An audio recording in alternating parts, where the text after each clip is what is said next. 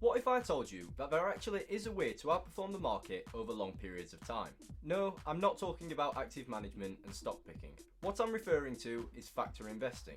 In this video, I'm going to explain exactly what factors are and how you can use them in your portfolio to boost your expected returns. Make sure to stick around to the end of the video to find out exactly how much your returns can be boosted by and how you can start factor investing today.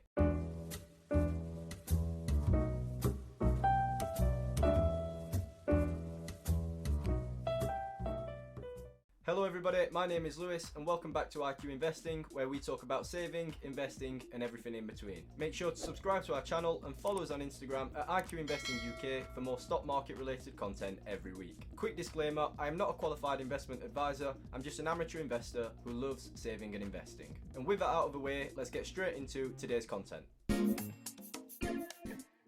In 1992, Eugene, Fama and Kenneth released their three-factor asset pricing model. I will likely make a video that is entirely devoted to this, but all you need to know for now is that it expanded on the original capital asset pricing model, or CAPM.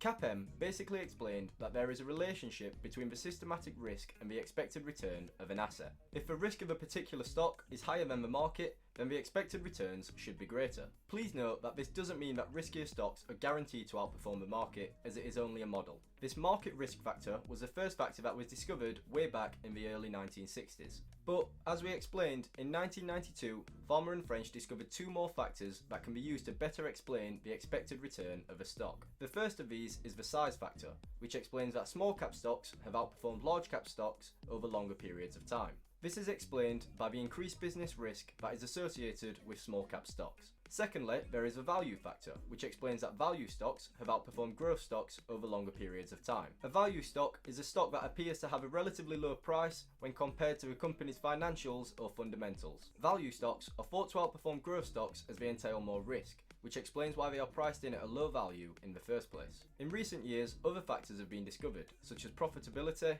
low volatility, investment, quality and momentum. I'll be sure to explain how these factors work in the future, but for now we're just going to focus on the market risk, value and size factors. Now that we've identified what the main factors are, let's have a look at how you can use them to boost your expected returns. Fama and French's three-factor model can be used to explain as much as 90% of the returns of a diversified portfolio. This basically means that they were able to explain why successful portfolios worked and why losing portfolios didn't. So, by controlling these factors, you can make up a portfolio that has higher expected returns. An example of this would be a globally diversified equity portfolio with small cap value stocks. Through holding global equity stocks, you are taking on market risk and diversifying, which improves your expected returns. Through holding small cap value stocks, you are introducing the size and value factors, which also improves your expected returns. One thought that you might have is that since the outperformance of a portfolio can be explained by the amount of risk that you take on, doesn't that just mean that you're taking on an extremely risky portfolio for better gains? Well, the benefit of factor investing is that the risk associated with each factor is independent. So, when you add a new factor, the risk of the entire portfolio doesn't increase. Instead, the new risk is somewhat absorbed into the new portfolio and peacefully coexists with the other independent risks. This is why factor investing is so successful.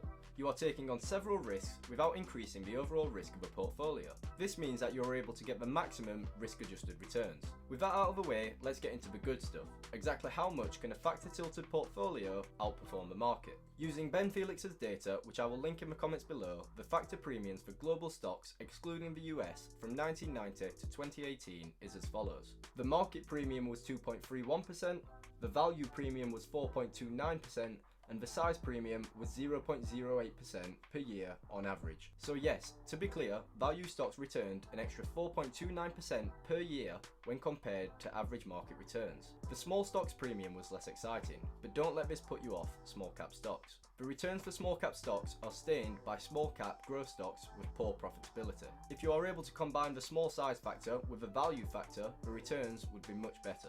This leads us right onto how you can start factor investing.